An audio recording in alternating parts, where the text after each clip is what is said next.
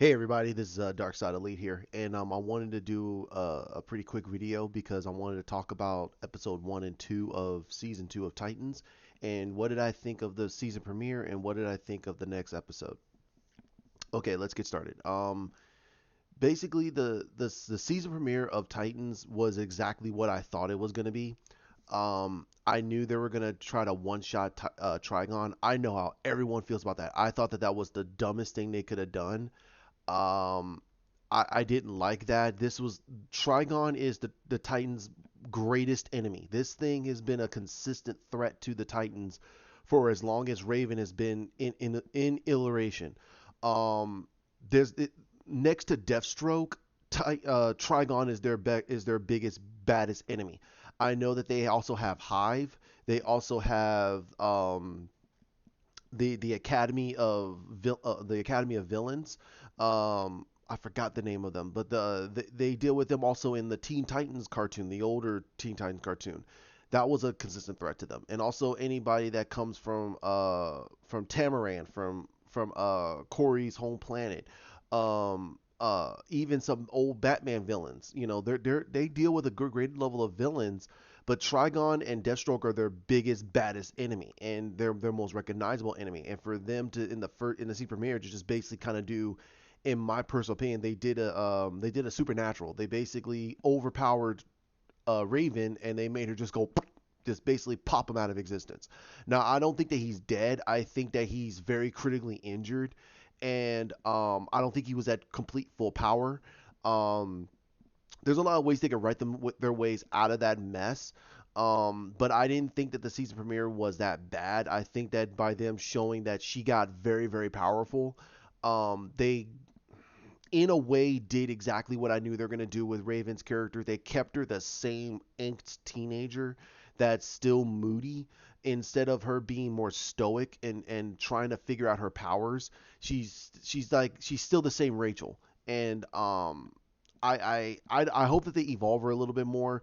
I don't want her to be exactly from the comic books. I want them to at least take the emphasis of her character and why she is the way she is, and bring that into live action and have her be an amalgam of that. I want them to try to balance it out where they're at least giving themselves creativity, but they're also giving the comic fans at least something that they can go, okay, I can understand why they did this. And right now, for some people, they're just a lot of them that I'm hearing, they're very happy that we got Raven on the screen, but they're not looking at the acting prowess and the storylines that they're writing around her character. And I think that that's going to be very terrible for Tegan to really get a lot of the fans on board with her. Again, I think that she can really pull off this character. She has the look, but the problem is that they're not writing her correctly. Um, okay, now the next thing that a lot of people were wondering about is Batman. And I've said it before and I say it again. Batman is my favorite DC hero. He's my favorite DC hero. And and I'm not on that bandwagon of, oh, I just like Batman because Batman is badass. No, there's a lot more to Batman that I love. And also the fact of he's just a regular guy that's always prepared for almost any type of contingency, and he prepares himself mentally and physically and gives himself enough credence that he can be on the same level as these metahumans. And so can Dick Grayson, so can Tim Drake, so can Jason Todd, and so can Damian Wayne. They're just regular people, and they're on the same echelon level as superpowered individuals. And I feel that a lot of people should give them at least some level of credit for that. Now, the way they did Bruce in this episode when when they introduced him, I was a little off centered. I don't feel that they wrote him very well. That's being honest. I think the actor can do a phenomenal job with the character. I don't care about his age. I know people are like, oh, he looks too old or this that he could play Alfred. No, no, no, no, no, no, no. You gotta look at the writing. The writing is what sets the tone for the character. If if you got a almost pristine looking Batman guy who could play that Batman suit and made him and made the writing terrible, Are you gonna like the character, or are you gonna like the actor in the role, or are you gonna like the character that the actor is trying to portray? To me, the writing has to make sense for the character. This Bruce Wayne feels like there's a little bit of regret in him. He's very intelligent. He still has that Bruce Wayne mentality. Like, he tells Richard a lot of things that makes you go, okay, that is something Bruce would have taught Dick Grayson to get him prepared. But I feel that his demeanor and how his inflictions towards Richard, it shows a little bit of regret, and it shows a little bit more of that brotherly instinct. I mean, that that fatherly instinct. To me, Bruce should look very stoic. He should be stoic. He should be almost like he knew Richard would show up. It's like he knew Richard would show up. And they've always set that whole mentality in the first season that Richard always knew Bruce would do certain things like this. And it always made him very, very angry. I didn't get that from this Bruce Wayne. I feel like this Bruce Wayne was very, like, he was there's a lot of weight on his shoulders, and it's starting to weigh him down.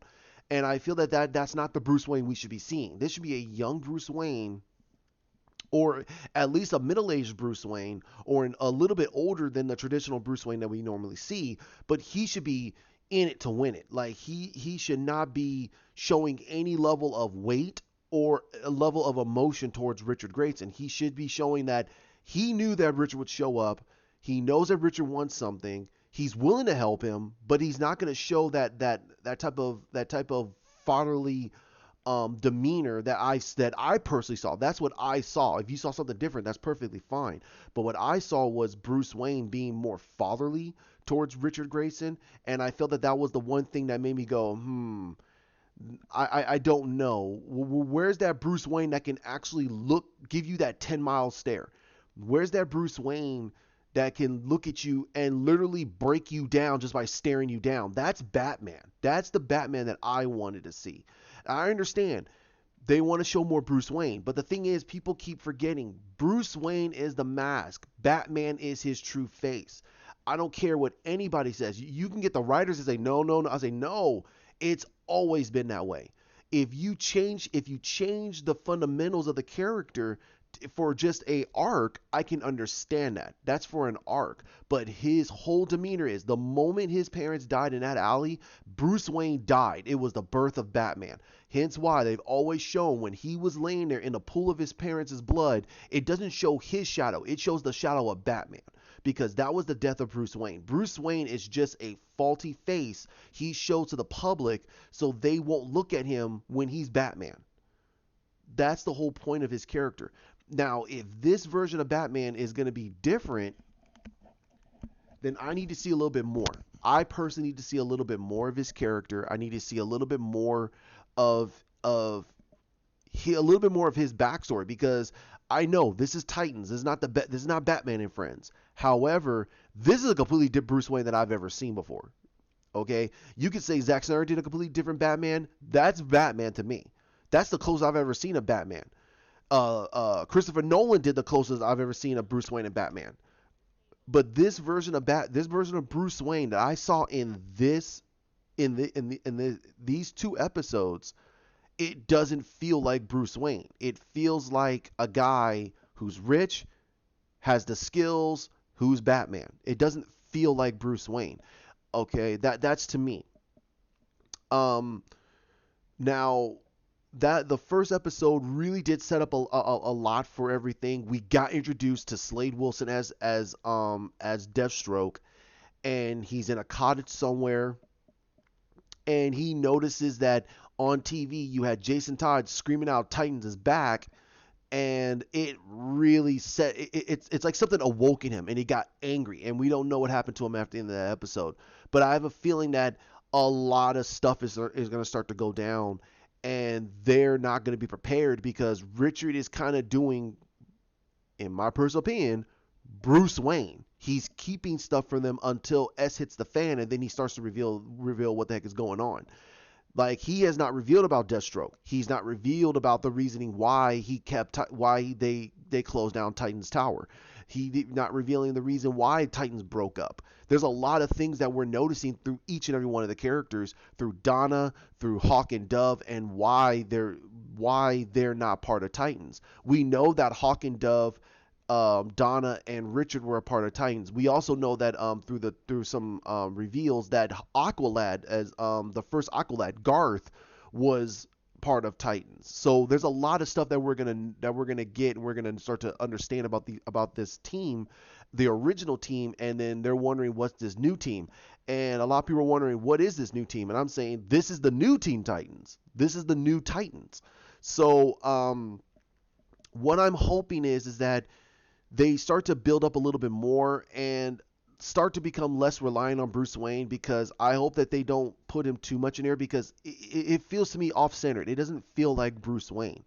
Um, that's the first episode. Now the second episode, we catch up to a young Asian woman with silver hair. We all know who it is. It's Rose. Her name is Rose Wilson, and that was one of the big reveals at the very end. And they find out that, and Jason looks it up and does a face recognition. I think that Richard already knows who she is.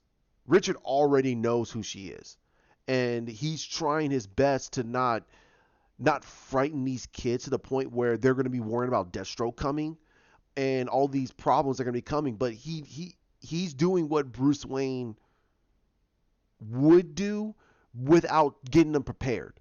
That's what I'm thinking they're doing. Bruce Wayne would keep the secret, but he would also train them to be prepared for just in case if that ever does happen through training and preparation. He is training them, but he's training them to become better as a team. He's not training them to become better for just in case Deathstroke shows up. So I think that this season is going to be how we're going to get Nightwing. This is how we're going to get Nightwing, and how he's going to separate himself away from Bruce, and how we're going to set it all up. Now, I think the actor that's playing as Jason Todd, he's going to do a phenomenal job with this character, and I think that I truly think that we're going to get a battle between Jason Todd and Deathstroke. I think that's what we're going to get. It's going to be it should be the most physical battle we're going to get next to Richard versus Deathstroke. If we get Jason Todd versus Deathstroke, we're going to probably see Jason Todd on par. And I don't mean on par equal with Deathstroke, but on par where he's going to show off some mad levels of skills that we're all going to be very, very happy with. If they do it correctly. I'm hoping. I'm crossing fingers. I think we're going to get some storyline with Starfire, and the fact that her people are asking, like, we're going to find out the story of why Starfire came here, because we know that she's the princess. She's the princess. She's the queen. Actually, she's the queen of Tamaran. She's the legitimate queen of Tamaran. And I have a feeling that she left because of some probably an arranged marriage, or she left because she didn't want to be a part of the whole royal crap that was going on her planet. Now, I'm truly hoping that the whole people of Tamaran are not black. I'm hoping that. I'm an African American myself. I'm black. I'm sorry. I'm a black American myself, and I would find that massively disingenuous. I think that that's the stupidest thing. I think they need to show that there's different races on that place. And I'm not trying to be a mad liberal. I'm not being a mad liberal. If this is making it equal, if everyone out there is going to ask for a white Starfire, which I want, I would like for her to look more white, because that was the original design of the character. She's supposed to look white. Okay, there are facial differences and body differences that show you that she's going to be of a certain ethnicity. And the way they've done Starfire over the years has always been she was white. Okay, it was later they gave her more African black features, and now we're saying, okay, now she's black. Okay, I'm sorry that if you're gonna get angry over it, understand how facial features are and understand that. I'm very sorry about that. However, it's being fair. If everyone's going to complain about that, then Tamaran needs to not have all black faces on that planet. They should have white, Asian, Hindu, Korean, Japanese. They should have all types of faces on their planet to show that they are a mixed society. Okay, if they're gonna do this, if they're gonna do it correctly, if they're gonna try to pander, then do it right then. But I don't want to see massively black faces all over the place. And her sister's name is Blackfire. And if they change her name, I'm gonna be even more upset because that's her name. That's her name. All right, that is her name. That is her name. She took the name Blackfire like she took the like Corey took the name Starfire. All right, that's their code names. So I hope they do that right. I hope that they expand on Gar because we know so little about Garfield Logan. It's almost ludicrous. Okay, I feel that this season should be a lot about Gar. Like it should be, I would say about 20% about Gar. We should get a good story about Gar and build him up. And I understand this whole story is supposed to be the revenge, Deathstroke's revenge. This is supposed to be Deathstroke's revenge, and I understand that. But give us some side story of Garfield and hopefully we can actually push it towards the next season. I don't want them to wrap up all of Garfield's backstory in one season. Oh, I want this to be, it's huge. Garfield Logan has a lot of years on himself. He's older than all of them. He's older than every single one of the members of Titans. He's very, very old.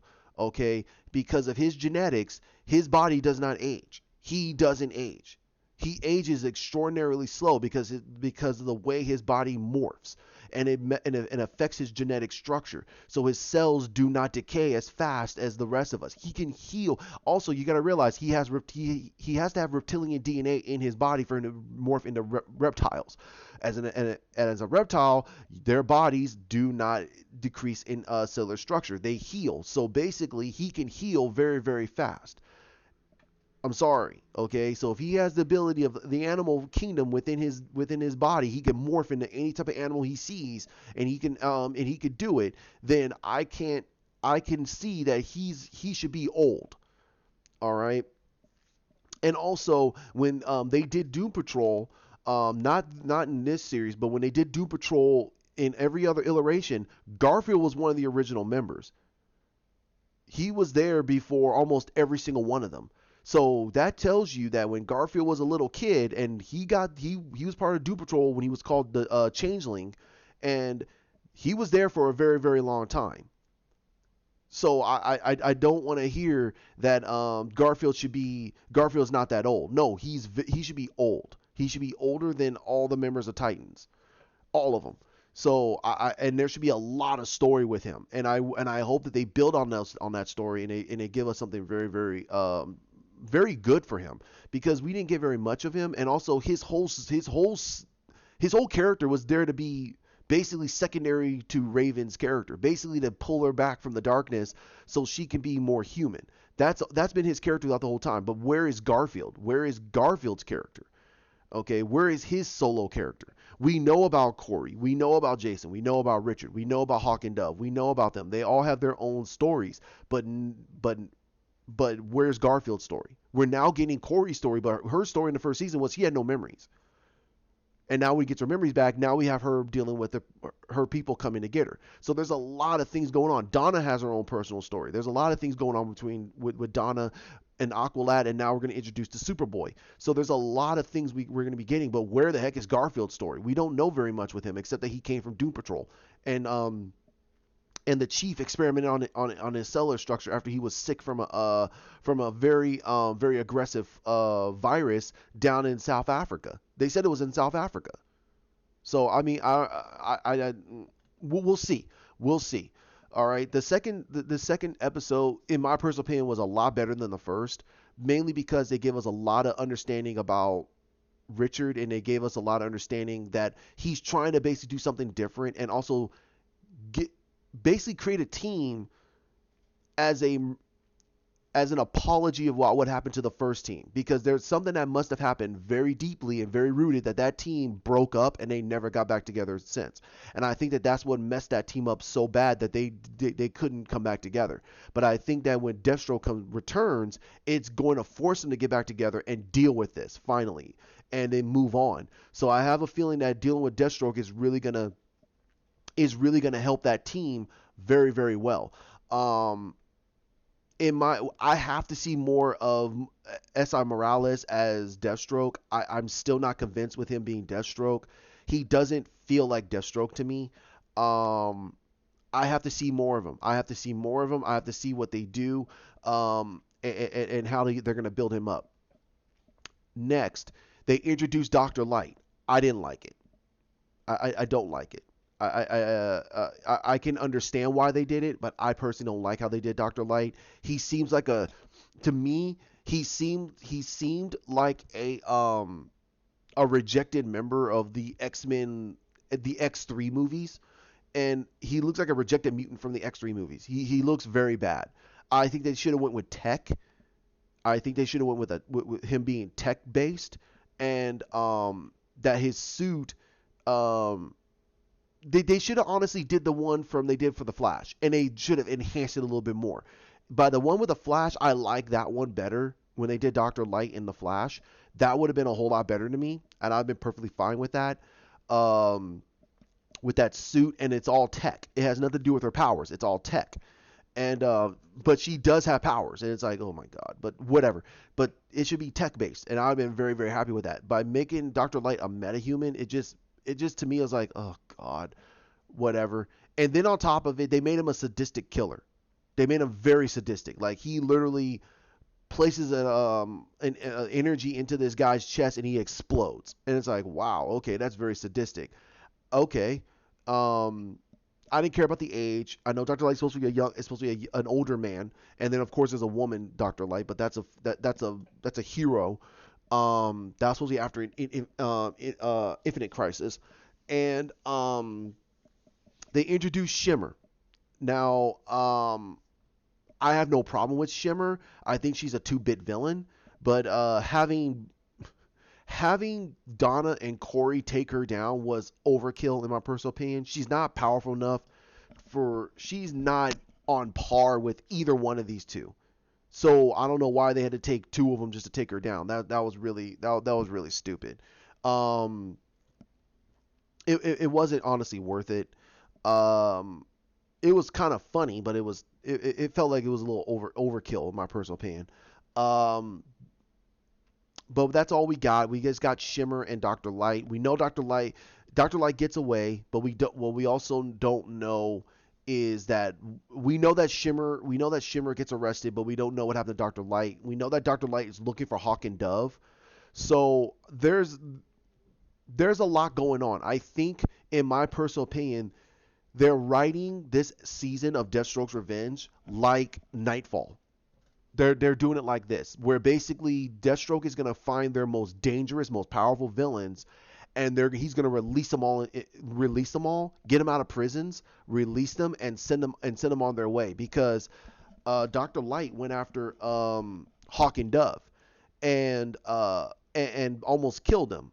So they called up Richard, and Richard told him to get back over here. They're supposed to be out of life, and Hawk was very happy with that. He was happy being out of life, but Dove really still wants to be in the life because I don't understand. We don't know yet. There's a lot going on with that storyline, which is again a good level of story, and we don't know what else they're going to release. So we don't know what else is going to be going on.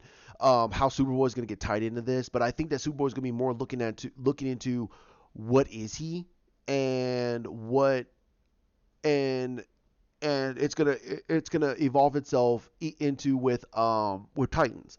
Now, here's the biggest thing, in my personal opinion. By introducing Connor, I have a huge feeling they're not going to introduce Tim, because they already have a young Jason Todd here. He's I think 17, 18 years old right now. So if he does die, which I don't think they're going to get rid of the character, I think they're going to really promote Jason Todd as Robin for a little while before they go ahead and do Death in the Family. But we're not going to get Tim Drake, and that's shameful. I think by introducing Superboy without introducing Tim Drake is pretty bad, because those two were the Superman and Batman for the 90s, honestly, for the later 90s, for the millennials. Um, Tim Drake was the Robin, and Connor Kent was the Superman, and Connor became more human because of Tim Drake, which is funny, which is very funny. It was a flip, because we all know that Batman is more human around Clark because he tries to aspire to be like Clark. He tries his best to aspire to be like Clark, but he knows that justice has to be blind and justice has to be vicious. It has to be unrelenting. But he can't be going further into the darkness just to serve justice. And he learned that from Superman. But it was a reverse because Connor doesn't understand a lot of things. He was learning about justice, truth, and justice because of Tim, and Tim learned all of this because of the relationship between Batman and Superman.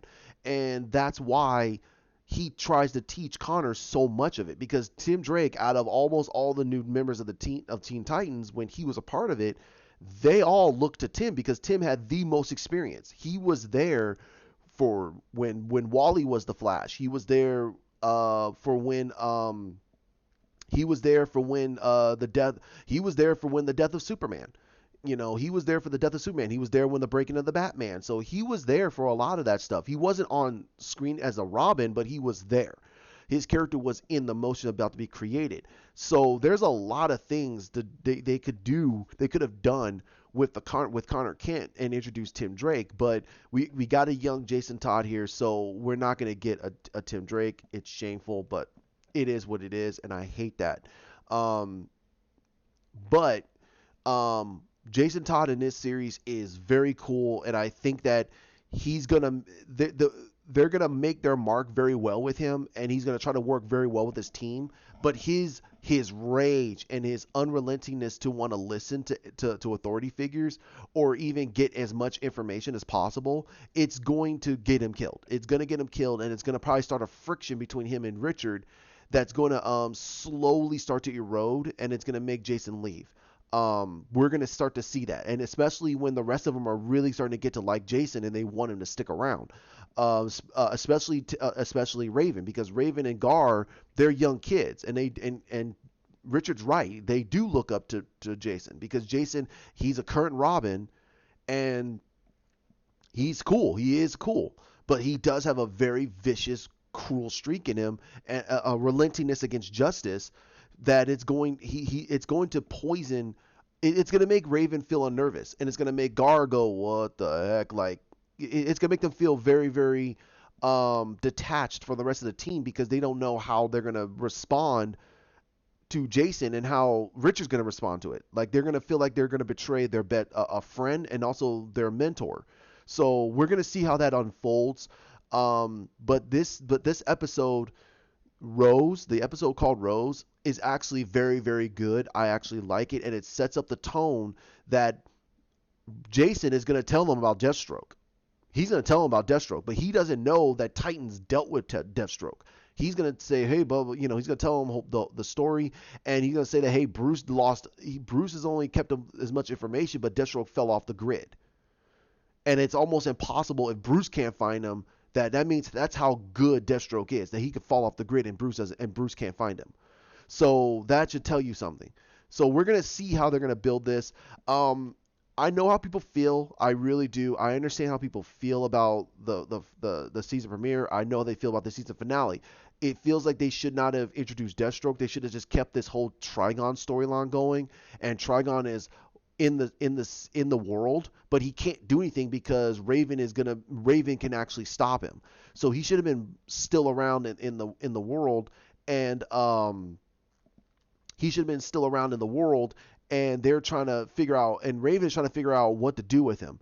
Now, there are a few other things in these couple of episodes that are kind of minor, but they can have some relevance later. And I'd rather speak of those when they come to light. I don't want to speak of those now because it might not have no relevance to anything. But I'm starting to see that there's going to be more going on with Raven and Rachel that they don't know yet because it's still questionable about her connection to her father and her connection to her powers because they don't know very much about her powers. Her powers are mystical.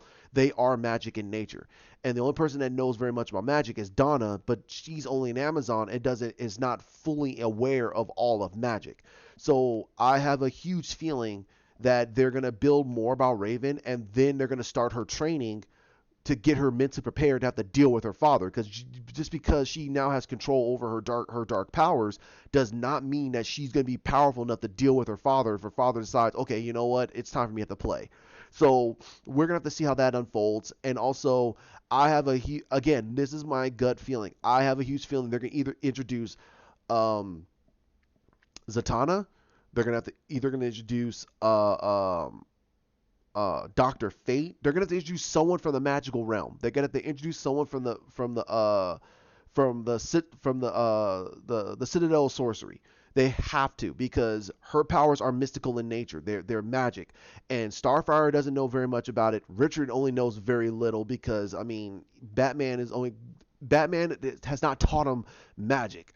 And I don't know if this version of Batman even knows about magic. He probably knows simple parlor tricks and probably slight hand to hand just because he has to get out of handcuffs or get out of confinements. Um, Gar might know some about it, but probably very little. So there's not many people a part of that team, and Donna probably only knows as much as whatever she has to research. So I have a feeling that they're gonna have to introduce someone from the realm of magic that's gonna have to teach them. And I know people are gonna say, "Oh, John Constantine." No, John Constantine is going to f it up. No, John Constantine be great for this universe because of how dark and gritty it is. But I think they need to introduce, in my personal opinion, introduce either Zatanna or Doctor Fate.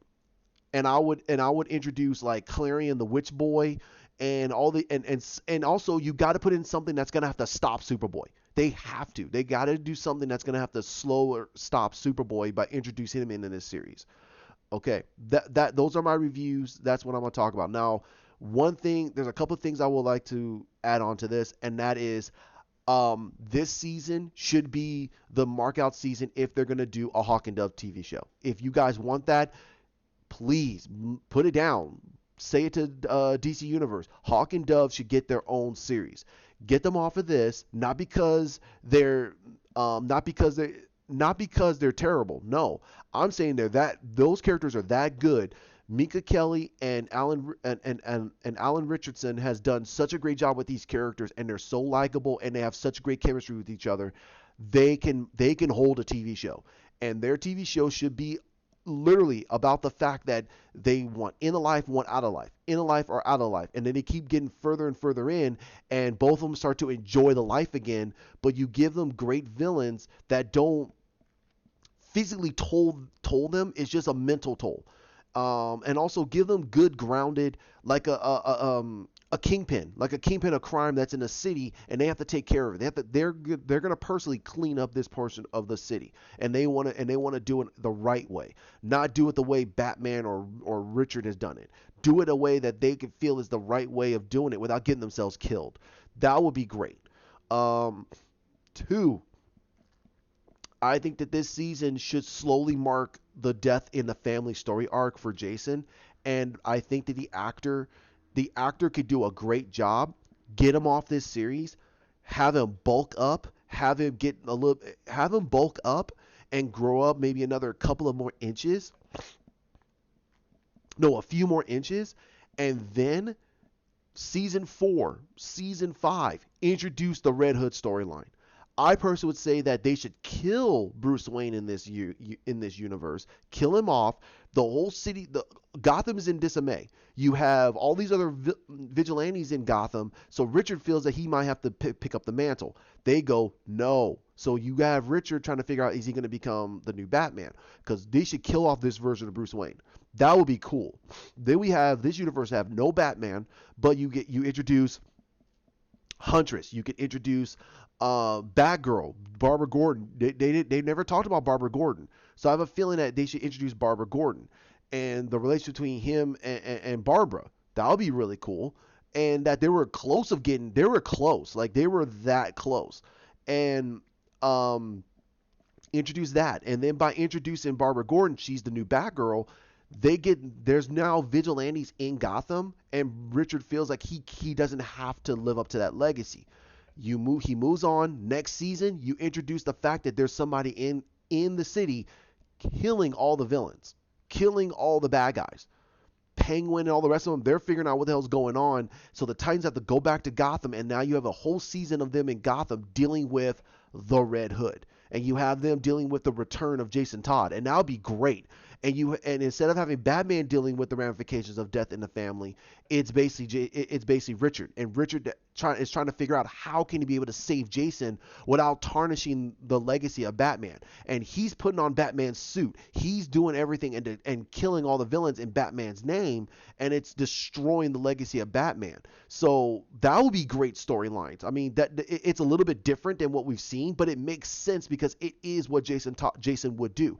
He would put on Bruce's suit and he would go out there and start killing people with guns. So that if someone says, "Well, Batman would not do that," because that's not Bruce Wayne Batman. That's Jason Todd Batman who would do it. You have Richard coming in trying to take him down, and you have this great battle. And also you have the rest of the Titans dealing with the ludicrous nature of Batman's villains. Like, you can introduce a Riddler, you can introduce the Joker, you can introduce Harley Quinn, you can introduce Poison Ivy, Mr. Freeze, Clayface. You can introduce a lot of these villains that literally that team literally goes, this is the type of people that Batman and Robin have to deal with over the years. They're definitely afraid of them. They show such a maniacalness that it kind of makes them go, and even Rachel and Gar go, this is what Richard had to deal with this ever since he was a little kid. And Starfire's kind of looking at us, dude, I'll just kill him. They're like, no, you can't kill him. Like, what the? But you get Starfire at a point where she doesn't want to kill.